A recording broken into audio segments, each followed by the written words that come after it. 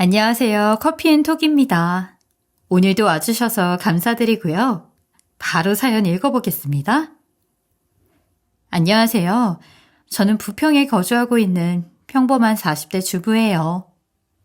맨날 다른 분들이 올리시는 사연만 보았는데 계속해서 사연을 청취하다 보니까 저도 제 이야기를 하고 싶다는 생각이 들어서 용기 내어 제 이야기를 하게 되었어요.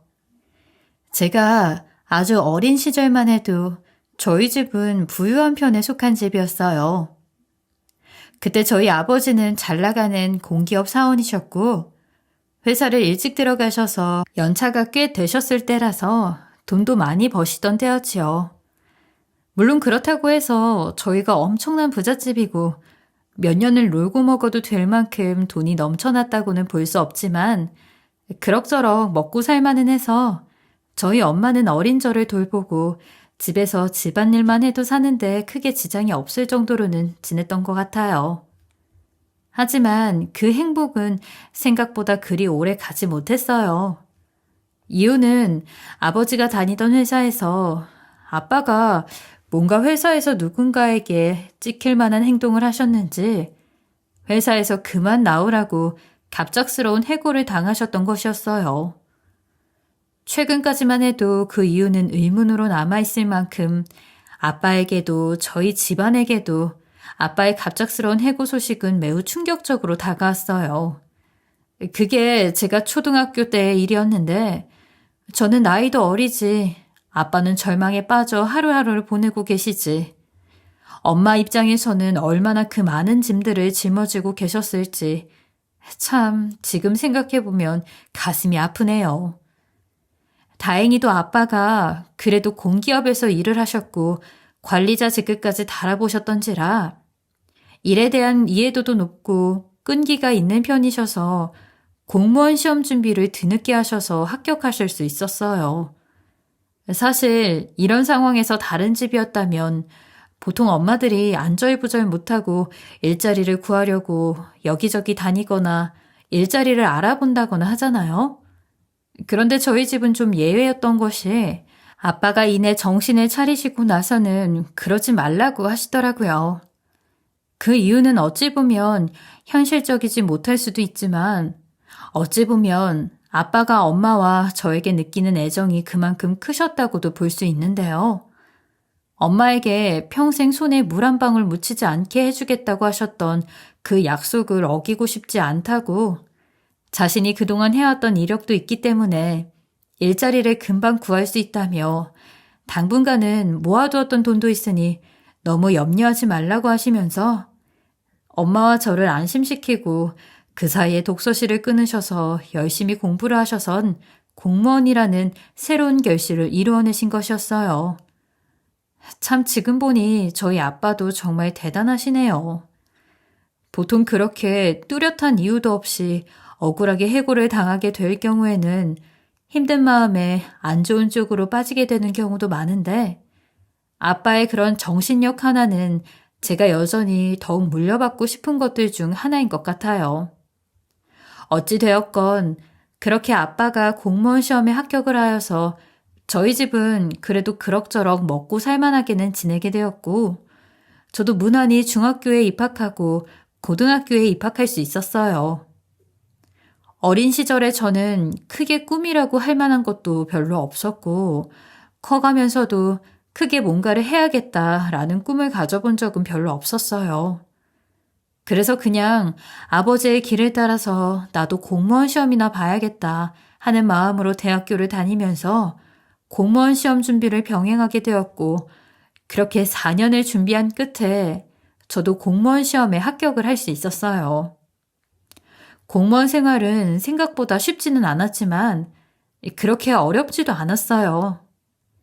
일 자체가 정해져 있다 보니 처음에는 일이 어려워서 쩔쩔매었지만 계속하다 보니 일이 어느 정도 익숙해져서 금세 또 적응하게 되더라고요.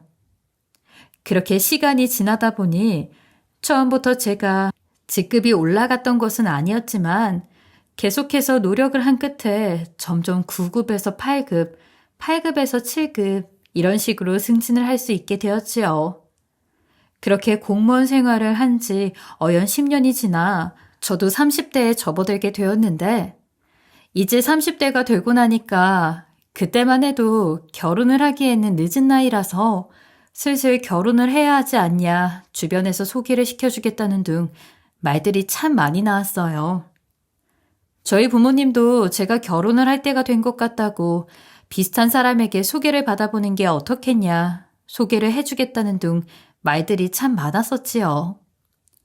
저는 하도 결혼에 대해서 이야기를 많이 나오니까 솔직히 부담이 되었었어요.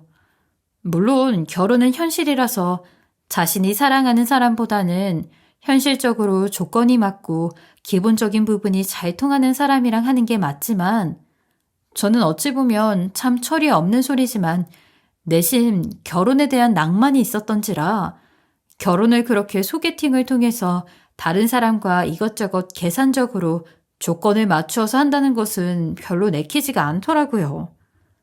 그러던 저의 소원을 하늘이 들어주셨던 걸까요? 그때는 정말 운명적이라고 해도 될 만큼 저에게 운명적인 사람이 진짜로 나타나게 되었어요. 때는 제가 공무원이 되고 나서 처음으로 여름 휴가를 떠났을 때였는데 오랜만에 혼자만의 시간을 보내고 싶어서 혼자서 기차를 타고 기차 여행을 갔을 때였어요. 그런데 제 옆에 누군가 착석을 하더라고요. 이상하게도 누군지도 모르는 사람이 옆자리에 앉으면 되게 불편하고 낯선 느낌이 들어야 하는데 이 사람은 왠지 낯설다거나 그렇지가 않고 참 편안하고 포근하다는 느낌을 주었어요. 뭐랄까요? 왠지 이상하게 그 사람과 대화를 나누고 있어도 이상하지 않겠다는 생각이 들 정도였어요. 그런데 그 느낌을 저만 느낀 게 아니었나 봐요. 그 사람도 그러한 느낌을 받았는지 자꾸 곁눈질로 서로를 흘겨보게 되었어요. 그러다가 그 남자가 먼저 말을 걸었어요. 어디까지 가세요? 제가 여기 처음 와보는 곳이라서 잘 모르거든요. 아, 그러시구나. 저는 춘천에서 내려요. 어? 춘천에서 내리세요? 저도 춘천 가는 길인데 모처럼 혼자 하는 여행이라 심심할 뻔했는데 잘 됐네요. 같이 이야기나 하면서 가요. 참 진짜 영화 같은 이야기죠. 그때까지만 해도 그 남자에게 세상을 다 줄 것처럼 행복하고 낭만적인 만남이라고 생각을 하였었답니다.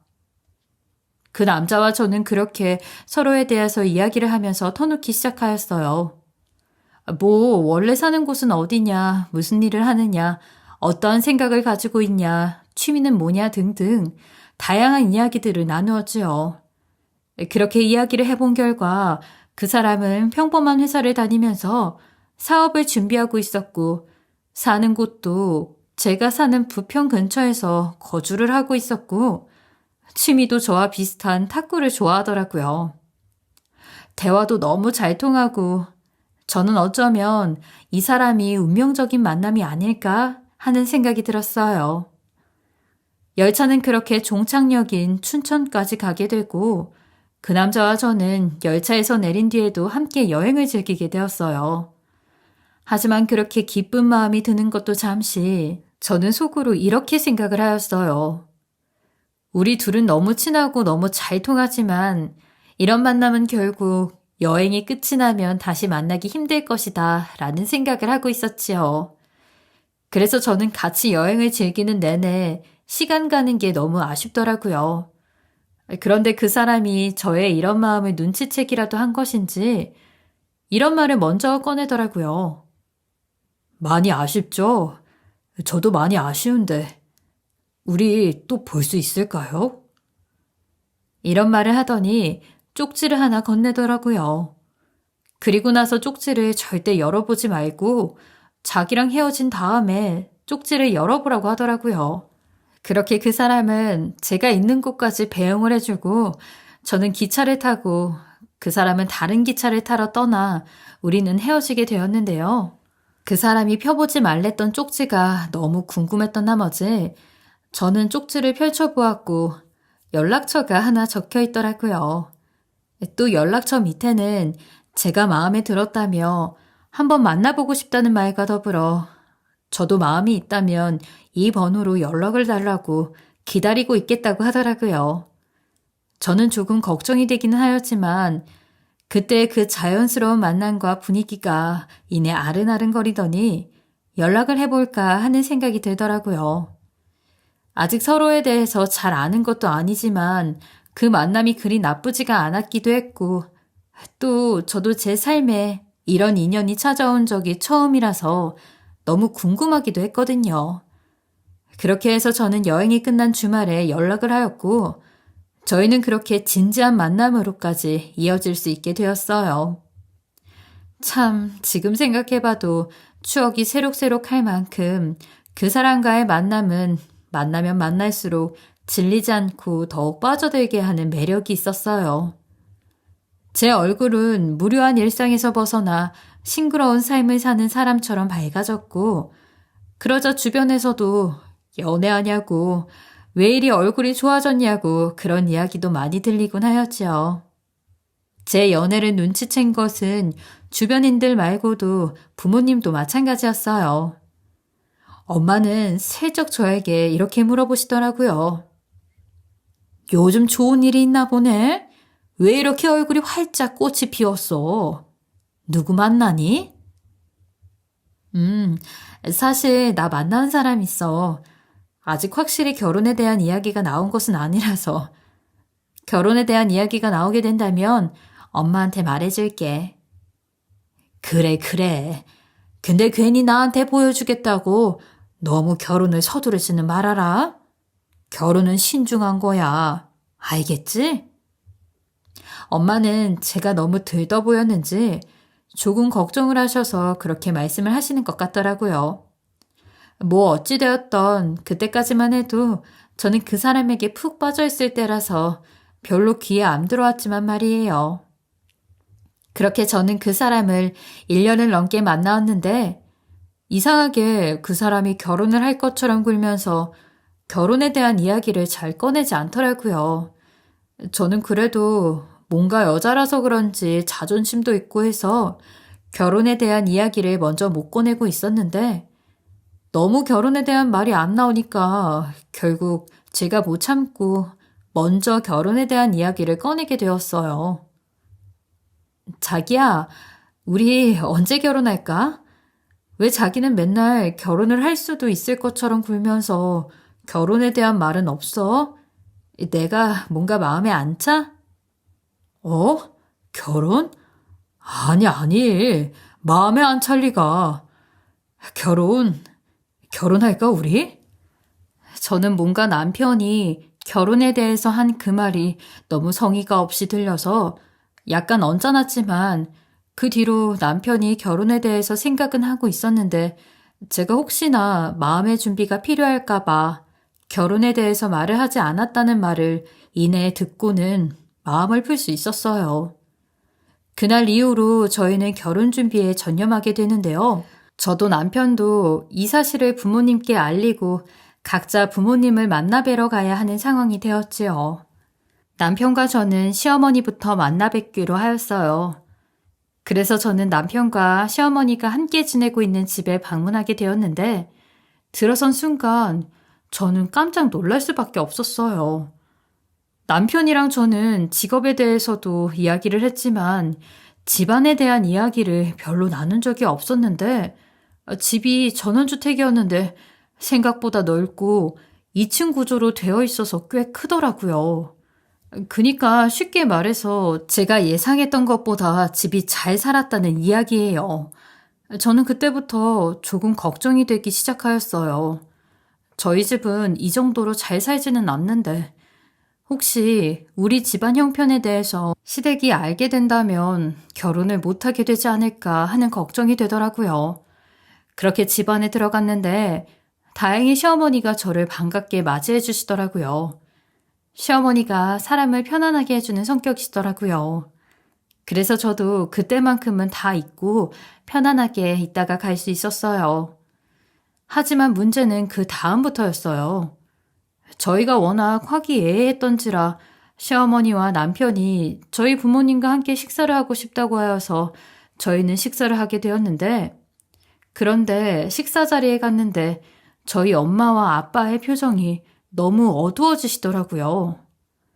시어머니와 시아버지는 전혀 아무렇지도 않아 보였는데 이상하게 저희 부모님만 굉장히 불편한 티를 내셔서 저는 왜 그러냐고 엄마에게 살짝 귀뜸으로 물어보았어요. 그런데 엄마가 말을 해준 진실은 매우 놀라웠어요.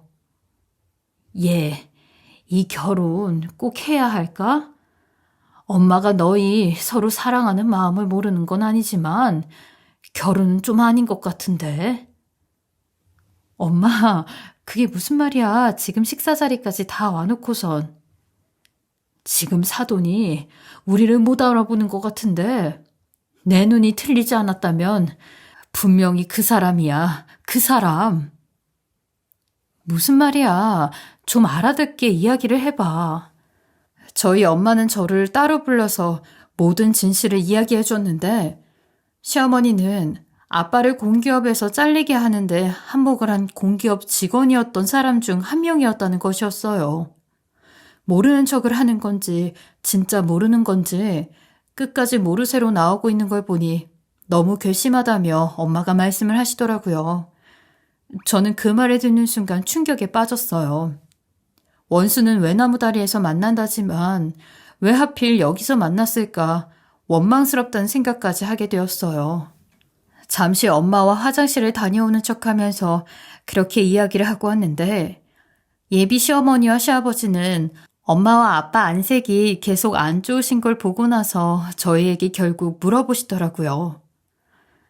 어머, 근데 안색이 왜 그렇게 안 좋으세요? 어디 아프세요? 많이 불편해 보이시는데. 저 정말 모르시겠어요? 네? 무슨 말씀이신지 저희 초면 아닌가요? 정말 모르는 척 하시는 건지 모르는 건지 너무들 하시네요. 애 아빠 얼굴을 보고도 그렇게 뻔뻔하게 모르는 척을 하실 수가 있으세요?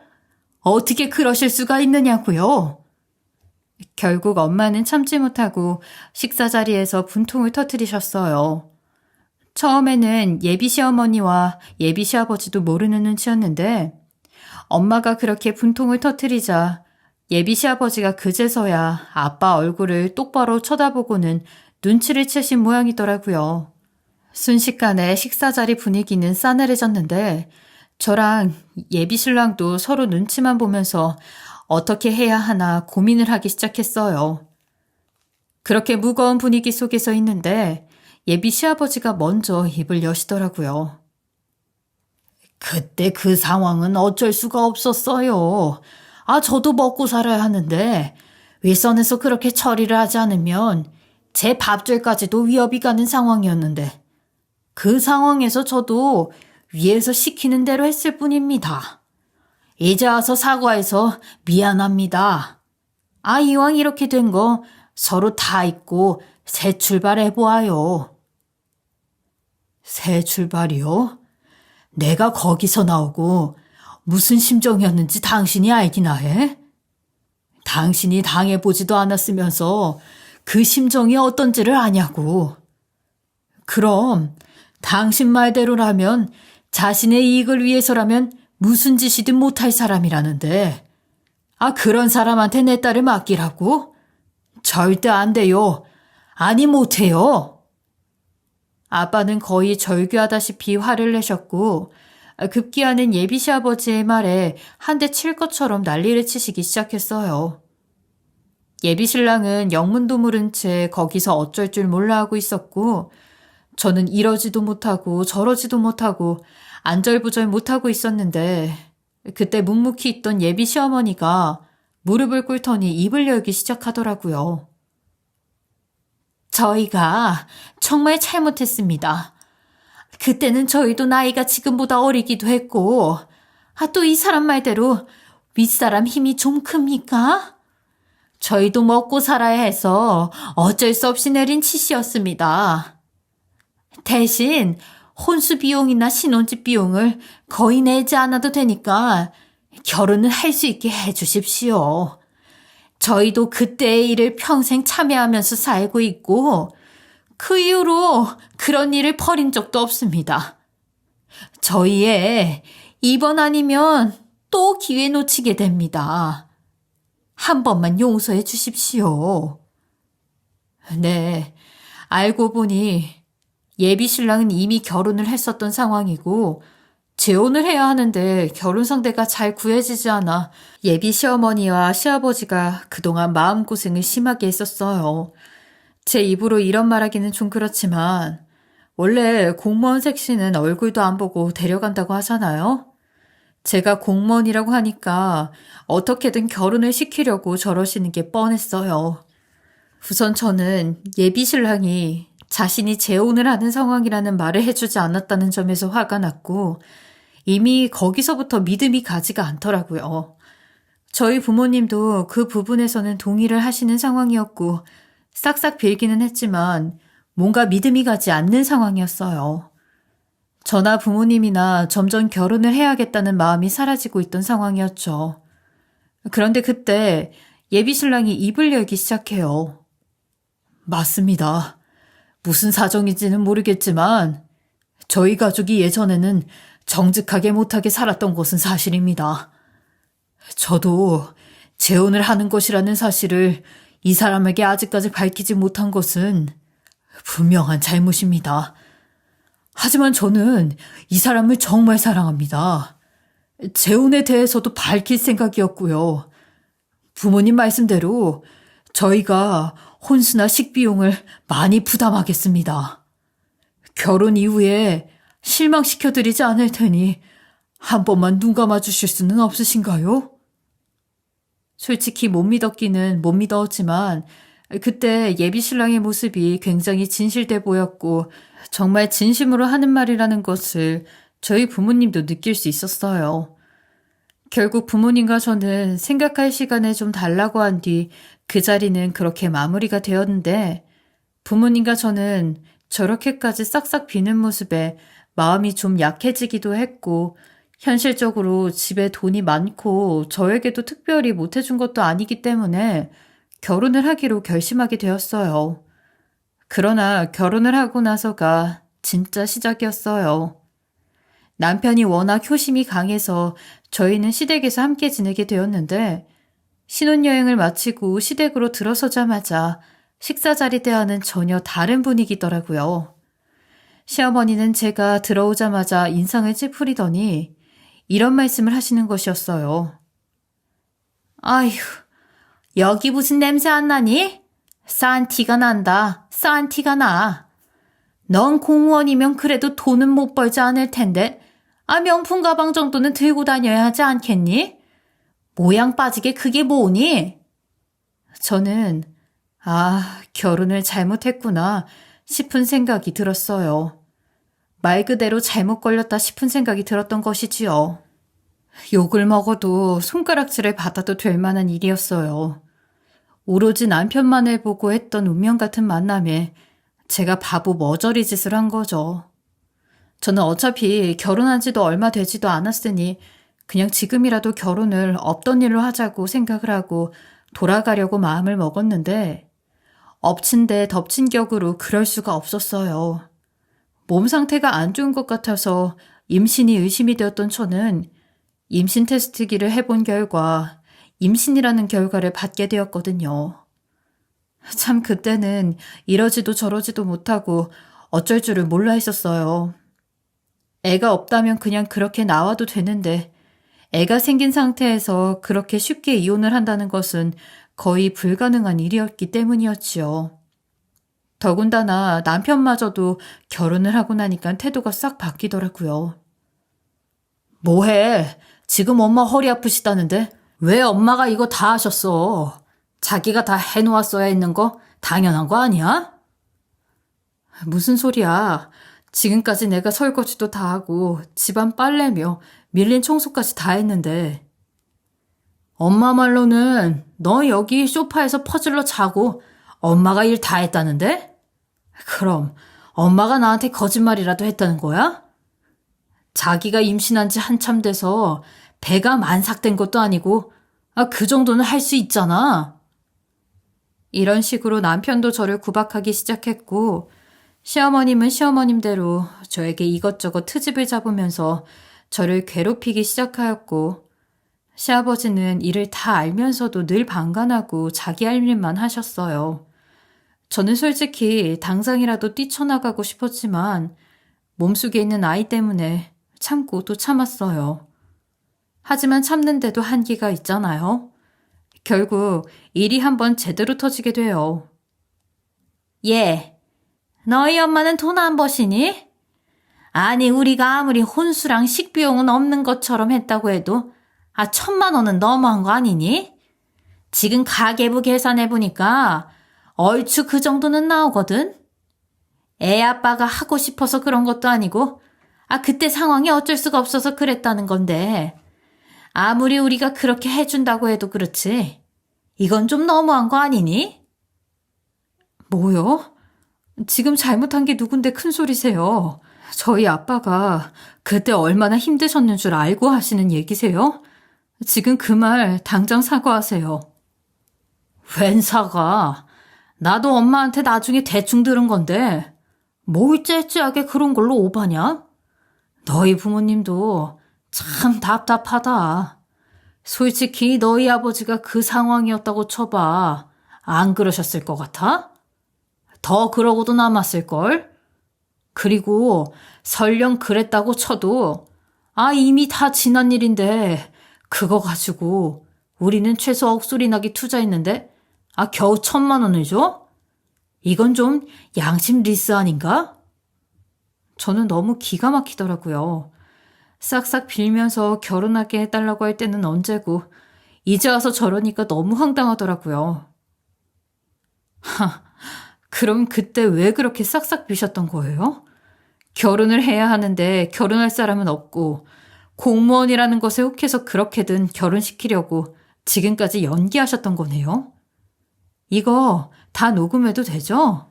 저 임신 중인데 이런 식으로 하는 거 다 폭력이고 피해인 거 아시죠? 저 이런 집에 속아서 시집 온 거 생각하니까 지금도 분하고 이런 집에서 못 살아요. 일주일 내로 나가볼 테니까 그렇게 하세요. 진작에 이렇게 했어야 했는데 아이 때문에 참지 못하고 그랬던 걸 생각하니까 제 자신에게도 화가 나더라고요. 시어머니와 전 남편은 노발대발하면서 니네 부모님이 그 모양이라서 너도 그렇게 생겨먹었냐는 등 이혼하면 위자료를 대폭 청구할 거라는 등 아주 방방 뛰면서 난리를 쳤지만 저는 끄떡도 하지 않고 집을 그대로 다 싸서 친정으로 들어가게 되었어요. 부모님은 당연히 놀라셔서 어떻게 된 일이냐, 왜 여길로 다시 왔냐고 물어보셨고 저는 모든 사실을 전부 다 밝혔어요.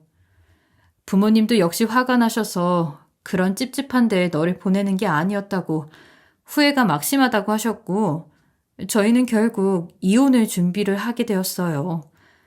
그런데 이혼을 준비하던 중 제가 놀라운 사실을 하나 발견하게 되었는데 저는 세금 관련된 공무를 하는 사람이라서 세금에 대한 지역 기록들을 다 볼 수 있거든요.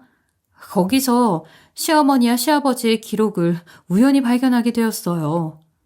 보니까 시어머니와 시아버지뿐만이 아니라 남편까지도 일정 수익을 달성하였기 때문에 세금을 내야 하는데 세금을 전혀 내지 않은 기록이 발견되었더라고요. 저는 옳다거니하고 이 기록을 바로 윗선에 보고하였고 시어머니와 시아버지와 남편은 세금 폭탄에 맞아서 지금쯤 아마 집 몇 채를 팔아넘겨야 하는 상황이 되었을 거예요. 아니나 다를까 며칠 전에 저에게 찾아와서 잘못했다고 다시 한번 기회를 달라고 남편이 싹싹 빌었지만 저는 들은 척도 하지 않았고 아예 문조차 열어주지도 않았답니다. 그리고 출산하자마자 이혼 절차를 밟아 합의 이혼했고 양육권까지 가져와 지금은 혼자 아이를 키우고 있어요.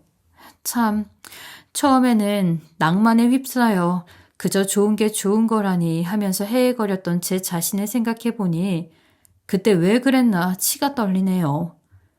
만남이라는 게 어떻게 될지 또 사람과 사람 간의 관계가 어떻게 될지는 알 수가 없는 일인 것 같아요. 여러분들도 그렇게 생각을 하시죠? 항상 사람을 만날 때도 너무 모든 걸 다 보여주지 마시고 잘 신중하게 좋은 인연 많이 만나시면서 지내시길 바랍니다. 제 모자라고 멍청한 이야기를 털어놓게 되었는데 욕먹을 거 각오하고 써보았습니다. 제 이야기 들어주셔서 감사합니다. 지금까지 커피앤톡이었습니다. 오늘도 끝까지 함께 해주셔서 감사하고요. 저는 다음 영상으로 또 찾아뵙겠습니다.